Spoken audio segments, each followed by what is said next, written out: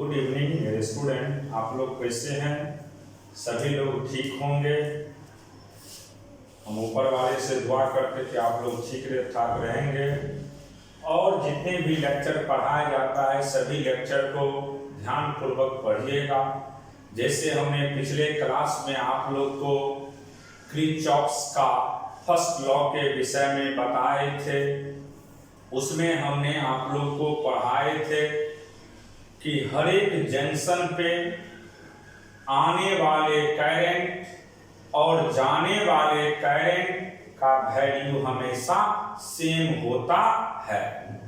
इसीलिए हमने बोले थे कि कोई भी जंक्शन पे जितने भी करंट आ और जा रहे हैं सभी का नेट अलजेब्रिक सम की बात करेंगे तो वैल्यू क्या होता है? 0।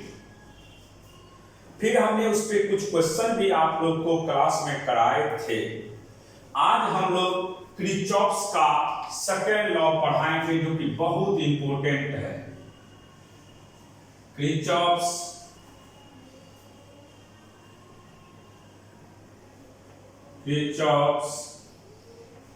Second law,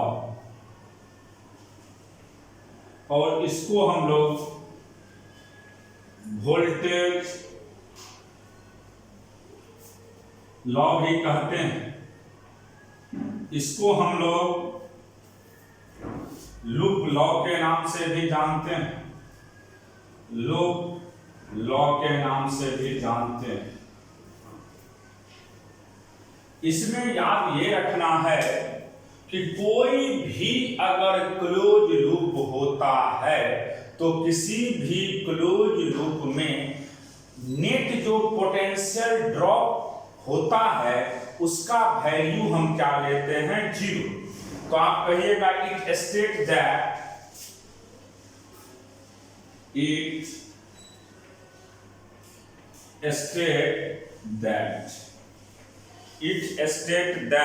the algebraic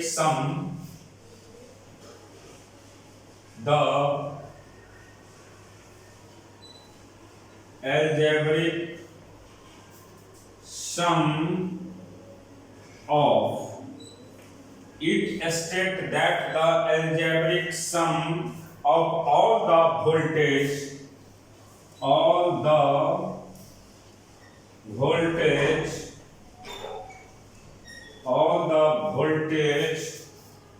and EMF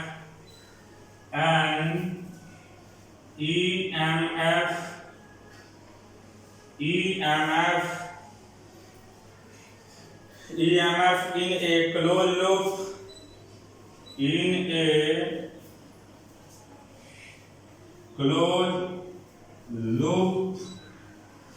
a closed loop is equal to 0. Is equal to 0. It is based on the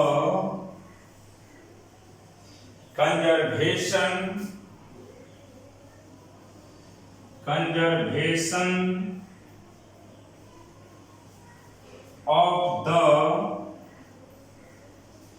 energy।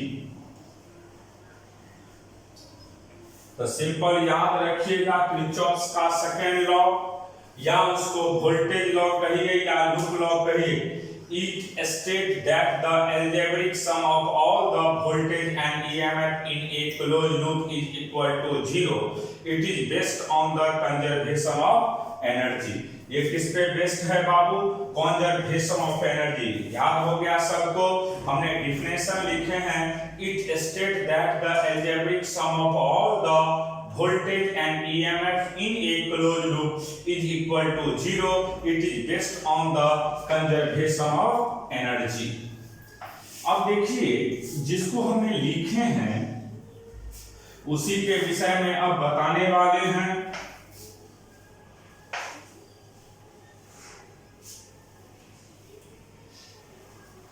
देखिए ध्यान से, यहां पे summation of EMF plus summation of voltage बराबर क्या है, 0।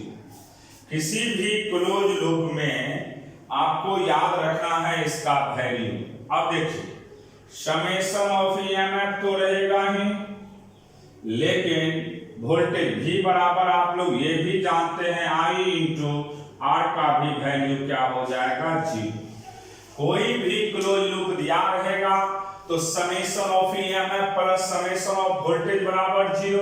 समेशन ऑफ ईएमएफ और voltage भी बराबर हम लोग लिखते हैं I इंटू आर, तो I इंटू आर का भी वैल्यू किसके बराबर होगा, 0 के बराबर होगा। अब देखिए इसका डेरिवेशन कैसे होता है, इसको कैसे प्रूव किया जाता है, तो हम प्रूफ की बात कर रहे हैं। देखिए क्लोज लूप लेते हैं हम लोग। सबसे पहले ये रेजिस्टेंस है, यहां पे हम लोग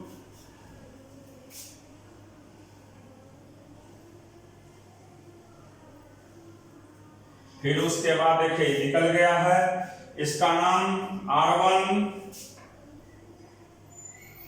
R3 और नीचे में R2।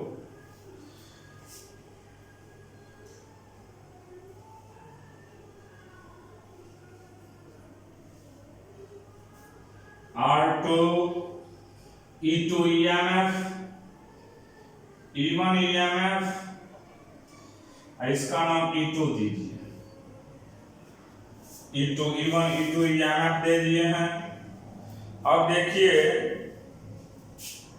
ये A है मान लो,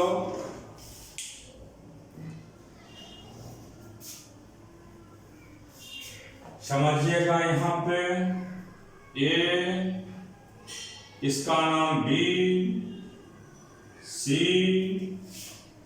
D E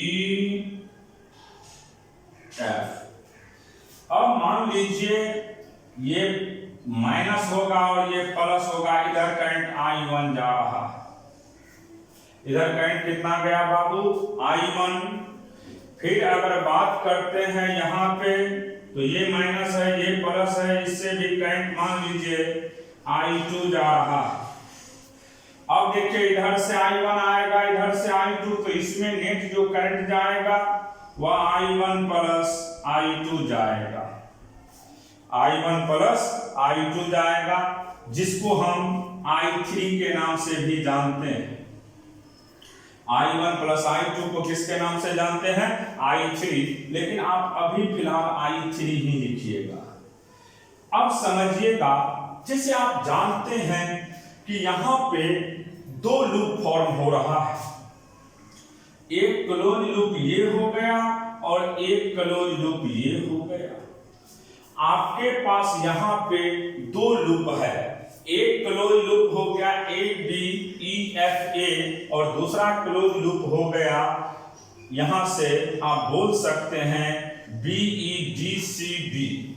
अब देखिए यहां पे आपको ये पता है कि इलेक्ट्रॉन का जो फ्लो होता है वह हमेशा लो से हाई पोटेंशियल के तरफ जाता है।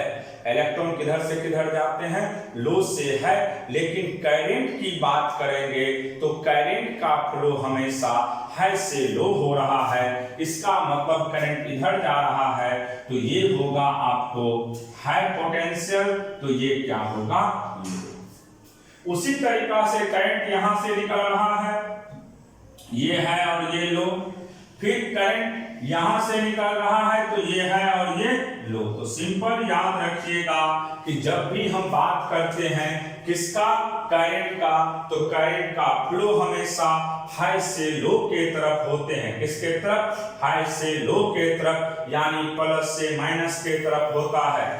ये लूप हो गया आपका फर्स्ट और ये लूप हो गया सेकंड। तो देखिए यहां पे हमें अब प्रूव करना है, तो हम इसको प्रूव करने के लिए अप्लाई KVL करेंगे। समझ में आ गया कि करंट का फ्लो हमेशा हाई से लो के तरफ होता है, तो apply KVL apply KVL Kirchhoff's voltage law in mesh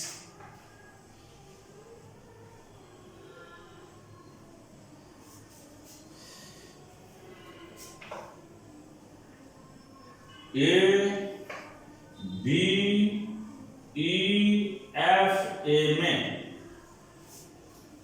अब देखिए इस क्लोज लूप की बात करते हैं तो समझिएगा, मान लीजिए आप यहां से चलते हो तो यहां से चले तो यहां का करंट I है और V बराबर I इंटू R होता है, क्योंकि हमने पढ़ाए हैं कि किसी क्लोज लूप में नेट टर्मिनल पोटेंशियल डिफरेंस का वैल्यू 0 होता है। तो यहां से लिखेंगे I इंटू या I1 इंटू R1, क्योंकि जैसे ही हम यहां से चले हैं तो पहले कौन टर्मिनल आया है, प्लस। हम जो चलते हैं वह जो पहले साइन आएगा उसी के आधार पे चलते हैं। किसके आधार से, ये ध्यान रखिएगा, कोई बड़ा से बड़ा क्वेश्चन को अगर सॉल्व करना हो तो दो लॉ की मदद से आप बना सकते हैं, KCL और KVL। अगर कहीं पे करंट निकालना हो और आपके पास दिया रहेगा क्लोज लूप तो आप KVL का यूज करिएगा, और कहीं पे करंट दिया रहेगा और क्लोज लूप नहीं पता चल रहा है या है भी नहीं भी है तो KCL का यूज करके आप निकाल सकते हैं। लेकिन इसमें एक ही चीज ध्यान में रखना है आपको कि हम इन को देखते हैं। किसको, इन। जिस समय में इन करते हैं उसी के अनुसार साइन लेते हैं। जैसे यहाँ इन के ये प्लस का साइन है तो प्लस के साथ लेंगे तो प्लस I इंटू R1। फिर उसके बाद देखिए ऐसे चलेंगे I3 भी प्लस वाले के साथ है I3 इंटू R3। फिर ऐसे गए यहाँ पे, फिर इधर इन किए तो बैटरी का कौन सा टर्मिनल है, बड़ा कि छोटा, तो छोटा है तो कौन सा साइन देंगे बाबू, माइनस EMF बराबर क्या हो जाएगा 0। तो यहां से आप लिख सकते हैं I1 R1 plus I3 R3 बराबर E1। इसको फर्स्ट नाम दे दीजिएगा, इसका नाम क्या दे दिए हम, फर्स्ट। फिर इसी तरीका से अप्लाई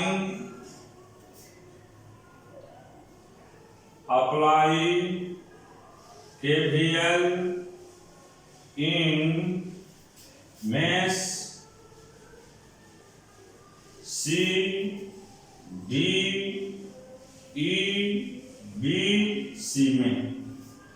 अब देखिए आप कहीं से चल सकते हैं, जहां से भी चलने का मन करे उधर से चलिए। तो जैसे यहां से अगर चल रहे हैं मान लीजिए तो I2 into R2 plus I3 R3 minus E2 बराबर 0।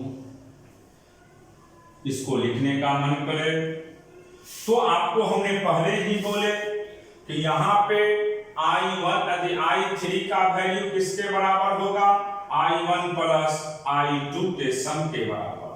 इसका नाम दूसरा इक्वेशन दे सकते हैं। तीन अननोन है यहाँ पे I1 I2 I3, तो निश्चित तीन इक्वेशन चाहिए। अगेन आपके पास पता है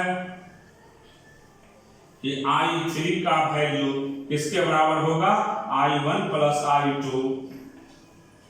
तीन अननोन तीन इक्वेशन क्या आप सॉल्व नहीं कर सकते हैं, बिल्कुल सॉल्व कर सकते हैं। अगर इसको हमें मान लीजिए प्रूव करने का मन भी करेगा तो कर सकते हैं प्रूव आप लोग। तो देखिए कैसे प्रूव करते हैं। तो सबसे पहला काम है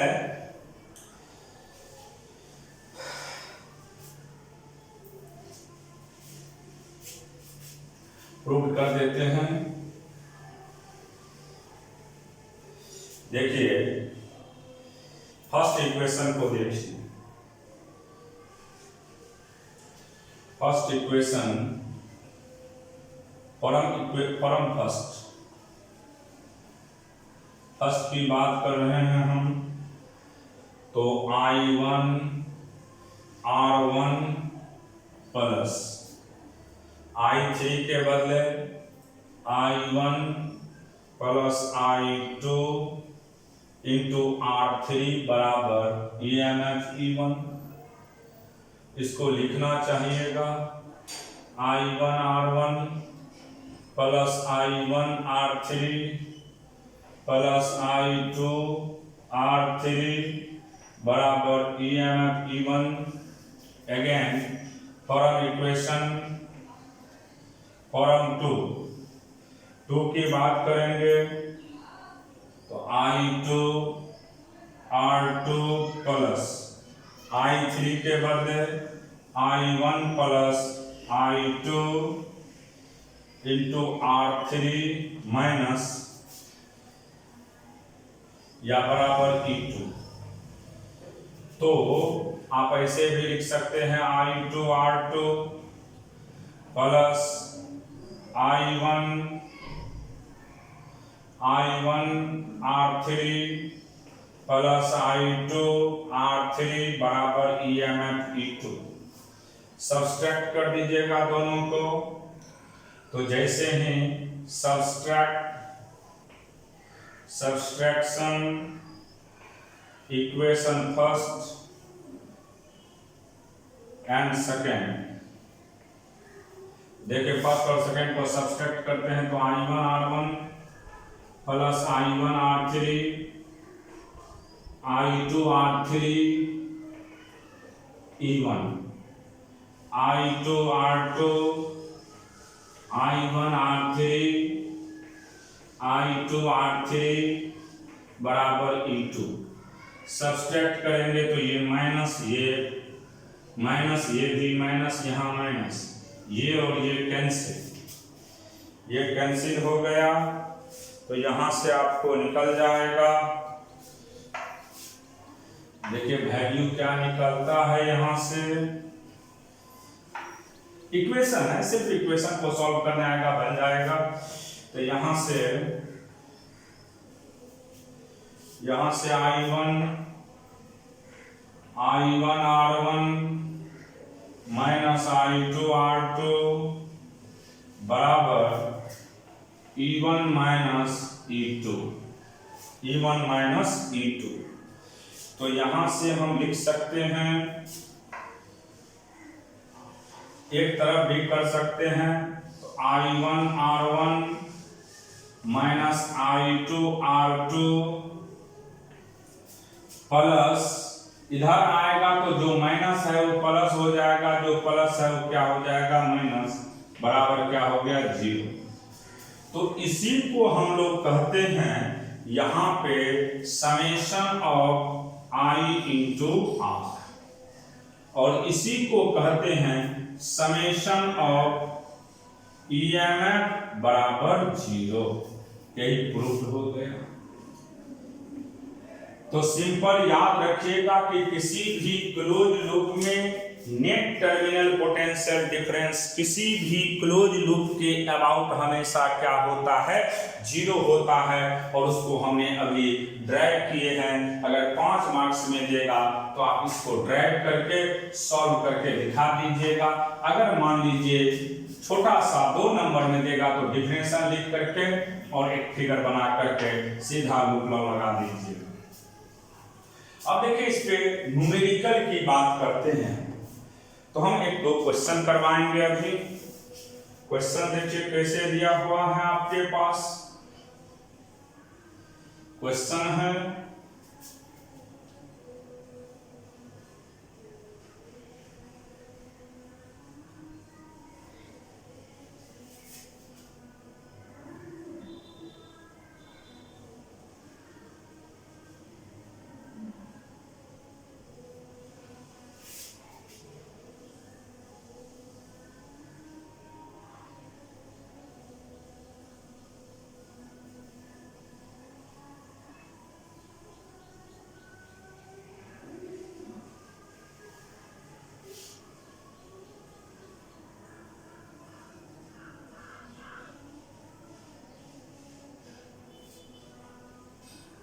ये 10 वोल्ट, ये 1 ओम,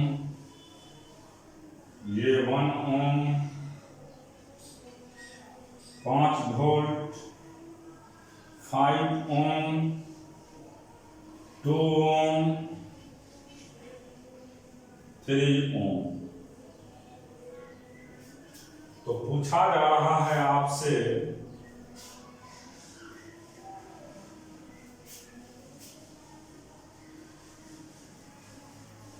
कैलकुलेट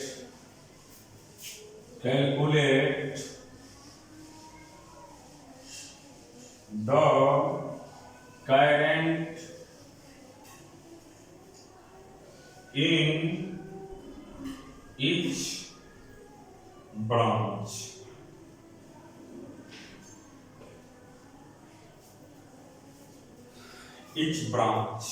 अब देखिए, आपको पता है इसमें भी मेश लॉ लगाएंगे, तो हम नाम दे देते हैं इसका A B C D E F.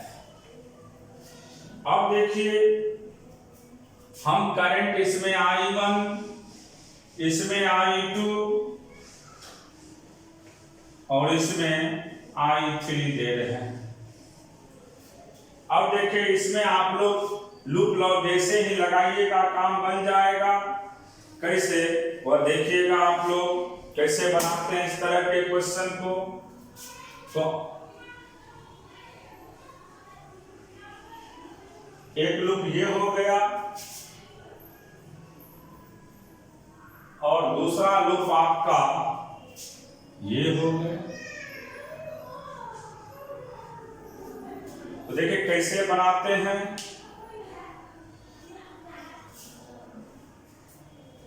Upline या अप्लाई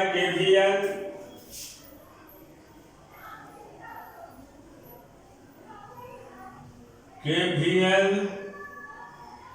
इन मेश ए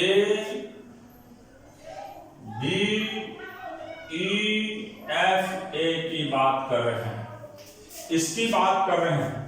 हमने अभी तुरंत पढ़ा है कि ये प्लस होगा, ये माइनस होगा, ये भी प्लस होगा, ये माइनस होगा, ये भी प्लस होगा, माइनस होगा, ये माइनस है और ये प्लस है।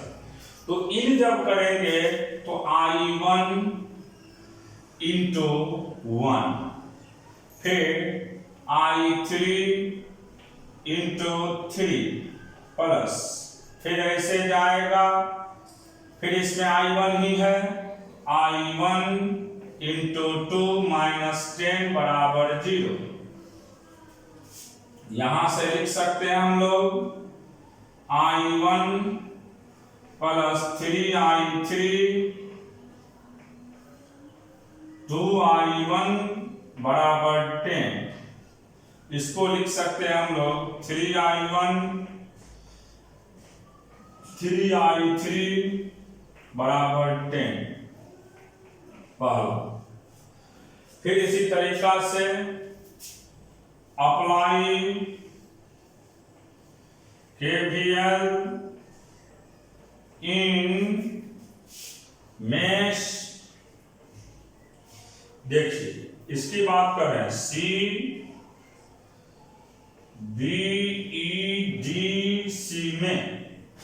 चलिए, ये प्लस तो ये माइनस, तो 1 इंटू I2, फिर 3 इंटू I3, फिर ये प्लस ये माइनस, फिर 5 इंटू I2, फिर -5 बराबर 0। यहां से 6I2 प्लस 3I3 बराबर 5। दूसरा, तीसरा इक्वेशन, क्योंकि 3 अननोन है I1 I2, आप जानते हैं वी नो दैट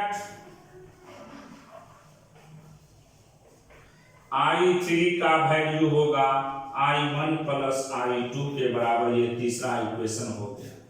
तीनों को अगर आप सॉल्व कर देते हैं तो आपका काम बन जाएगा। कैसे दिखा रहे हैं आपको, मान लीजिए यहां से अगर हम करते हैं तो I3 I3 का वैल्यू पुट कर दीजिएगा, तो 3I1 फर्स्ट इक्वेशन को देखिए फॉर्म फर्स्ट, या इसको ऐसे भी लिख सकते हैं हम लोग। अगर इसमें सिंपली मैथमेटिक्स का यूज करते हैं I3 के बदले तो कट जाएगा,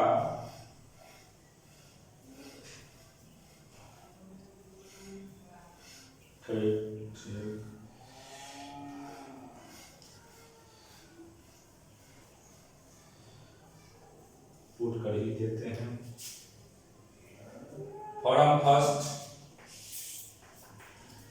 3I1 plus 3I1 plus 3I2 put कर दिए हैं। I3 का वैल्यू लिख ही देते हैं, कोई बात नहीं। I3 का वैल्यू पुट करेंगे तो I1 प्लस I2 बराबर 10, तो 3I1 ऐड कर देते हैं 6I1 प्लस 3I2 बराबर 10।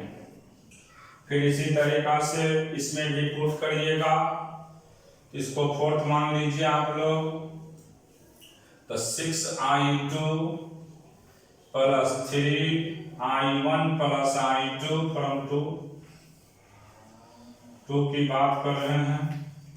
बड़ा होता है इस तरह का क्वेश्चन को सॉल्व करने में टाइम थोड़ा लगता है, इसलिए जब भी ये क्वेश्चन देता है तो हार्ड हो जाता है। फ्रॉम 2, तो यहाँ से 6I2 plus 3I1 plus I2 बराबर 5, तो यहाँ से 9I2 प्लस 3I1 बराबर 5, इसका नाम दीजिए फिफ्थ। अब देखिए करना क्या है इसमें, उसमें 6 से इसमें, या आप ऐसा भी कर सकते हैं कि इसमें 3 से गुणा कर दीजिए और सेकंड को माइनस कर दीजिए, तो देखिए आ जाएगा इससे भी।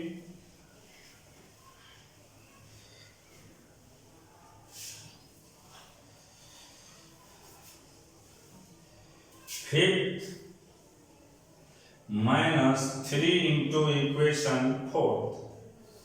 देखिए फिफ्थ क्या है, 3I1 प्लस 9I2 बराबर 5।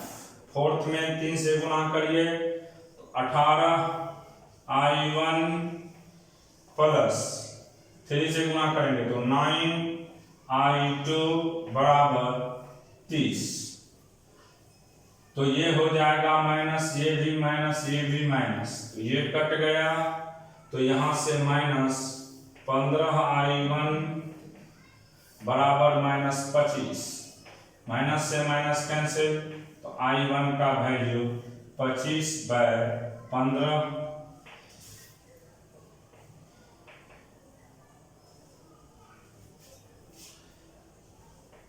5/3 एम्पियर। I1 निकल गया, इसी को पुट कर दीजिएगा किसी एक इक्वेशन में, एक आंसर ये निकल गया, तो आपको इसी तरीका से पुट कर देंगे तो निकल जाएगा, किसी एक में पुट करेगा तो I2 निकल जाएगा, फिर इसी तरीका से किसी एक में पुट करेंगे तो I3 निकल जाएगा। तो हम इसको जब भी सॉल्व करते हैं इसी प्रोसेस के आधार पे किरचॉफ्स लॉ KVL लगा करके हम लूप में घूमते चले जाते हैं, इक्वेशन बनाते हैं और स्लोली सॉल्व करते हैं। याद यही रखिएगा कि करंट का फ्लो हमेशा हाई पोटेंशियल से लो के तरफ होता है, और जब भी हम लूप में घूमेंगे तो याद रखिएगा जो पहले साइन आएगा उसी के बेसिस से घूमते हैं, जो पहले दिखाई देगा साइन उसी के आधार पे हमको घूमना है। ध्यान में इसी चीज को रखिएगा। आप जब भी घूमेंगे तो जो पहले आएगा प्लस आएगा तो प्लस का यूज करिएगा, माइनस आएगा तो माइनस का यूज करिएगा। अब देखिए क्वेश्चन है आपको, नेक्स्ट क्वेश्चन,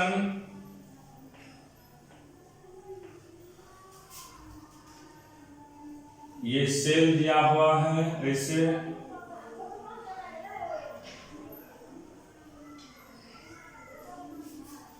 इधर भी 4 ओम है,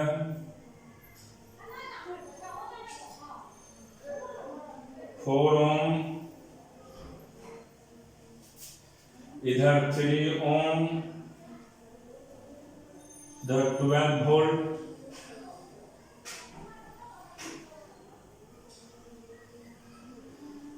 12 वोल्ट, 3 ओम, 4 ओम, 2 ओम, 5 वोल्ट। आपसे पूछा जा रहा है find the current in 4 ohm by KCL method. आपको किस मेथड का यूज करना है? KCL का। आपको करंट का वैल्यू तो निकालना है, लेकिन किस मेथड के मदद से? तो KCL के मदद से। आप जानते हैं इसको प्लस कहते हैं, इसको माइनस कहते हैं, इसको प्लस कहते हैं, इसको माइनस कहते हैं। अगर काश हमें इस पॉइंट का पोटेंशियल निकल जाए तो मेरा काम बन जाएगा। हमें हर हाल में इस पॉइंट का पोटेंशियल निकालना है ए का। यहां पे मान लो अर्थ ही रहता है, क्योंकि ये निगेटिव है, ये भी निगेटिव है, तो अर्थ कर देंगे, यानी इसका पोटेंशियल को हम 0 लेंगे। हमें किसी तरह से ए के पोटेंशियल को फाइंड करना है। किसका? ए का पोटेंशियल। इस तरह का क्वेश्चन बहुत इंपॉर्टेंट होता है, खास तौर से कंपटीशन में, और सीबीएसई बोर्ड के जो भी बच्चे हैं उनको भी इस पे क्वेश्चन न्यूमेरिकल 5 मार्क्स में पूछे जाते हैं। अब करंट अगर निकालना है हमें, तो हमें किसी तरह से ए पॉइंट का अगर पोटेंशियल मिल जाता, ए पॉइंट का किसी भी तरीका से मिलता, तो वैल्यू हम इजीली निकाल सकते हैं। अब कैसे निकालेंगे?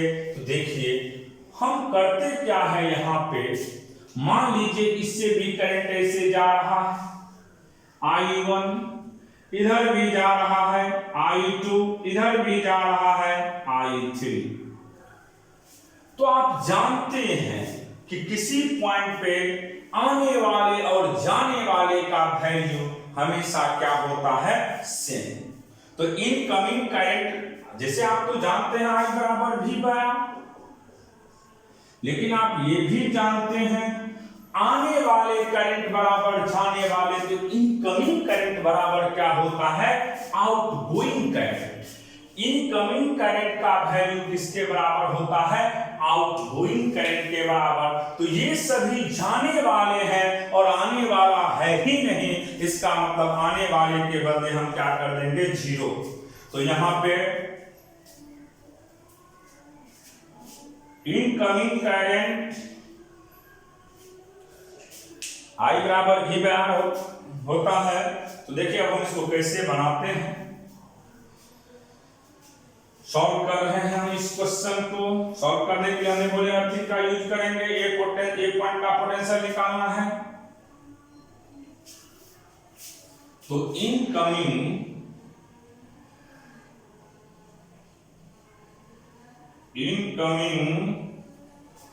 करंट बराबर out going current. Incoming current बराबर आउटगोइंग करंट। तो आने वाले, यहां पे आने वाला है ही नहीं, जो भी है जा रहा है, तो आने वाले बराबर 0 और जाने वाला कौन कौन है बाबू? I1 plus I2 plus I3। फिर यहां से 0 बराबर I1 की बात करते हैं, तो I1 यहाँ का पोटेंशियल ज्यादा होगा तब ना करंट इधर से ए से इधर आता है, तो ए का पोटेंशियल ज्यादा होगा, तो VA-5 I1 का वैल्यू पोटेंशियल बाय रेजिस्टेंस होता है तो 2, फिर प्लस इसका वैल्यू की बात करेंगे तो VA-12/3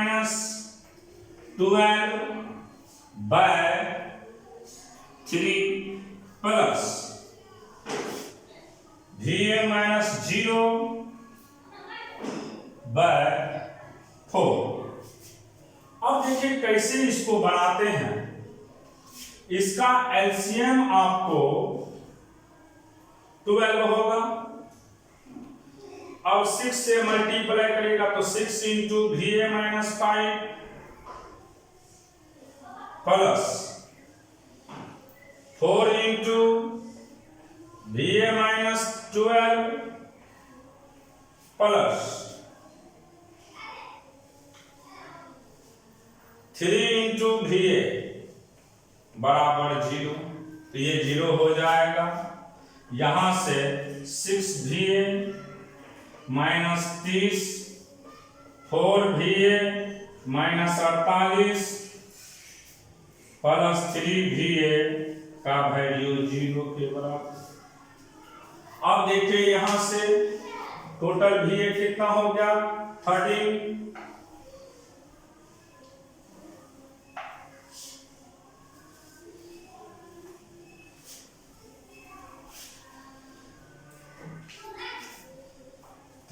VA बराबर माइनस से उधर जाएगा तो प्लस 78। VA का वैल्यू होगा 78/13। तो यहां से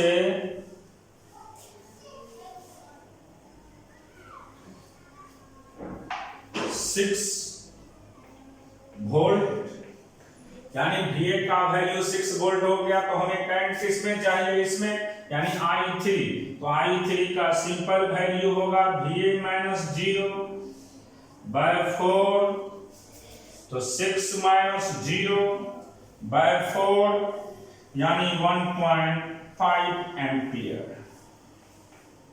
तो समझ गया कैसे हम लोग इसका यूज करते हैं। तो सिंपल याद रखिएगा, इसको बनाने का एक ही तरीका है कि किसी भी जंक्शन पे जितने भी करंट आते हैं सभी को आने वाले बराबर क्या करते हैं, जाने वाले इनकमिंग करंट बराबर आउटगोइंग करंट कर देंगे और आपको निकल जाएगा। एक इस पे हम आप लोग को होमवर्क दे रहे हैं। आप लोग आराम से घर पे बैठ करके इस क्वेश्चन को सॉल्व करिएगा इसी तरीका से।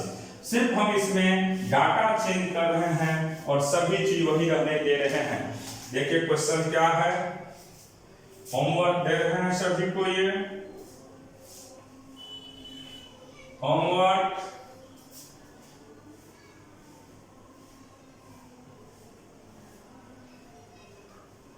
ये 10 ओम का रेजिस्टेंस है, इधर 20 ओम है,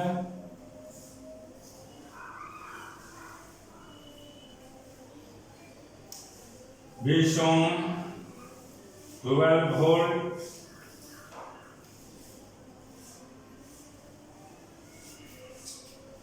ये 6 volt,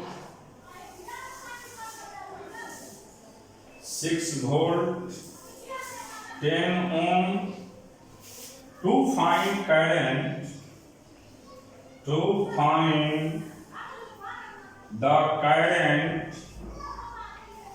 find the current in 20 ohm by KCL method.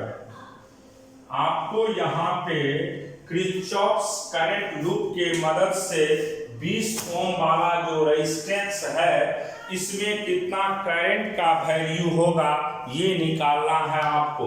तो इसमें भी वही काम करिएगा कि इसको मान लीजिएगा कुछ, जैसे इसको मान लीजिएगा आप जो मन करेगा VA ही मान लीजिएगा और VA का वैल्यू आप निकालेंगे। वही काम करना है सभी को। इधर मान लेना I1 होगा, इधर मान लेना I2 होगा, इधर मान लीजिएगा I3 होगा। तो I1 plus I2 plus I3 का वैल्यू 0 के बराबर होगा और वहां से आप इस क्वेश्चन को इजीली सॉल्व कर सकते हैं।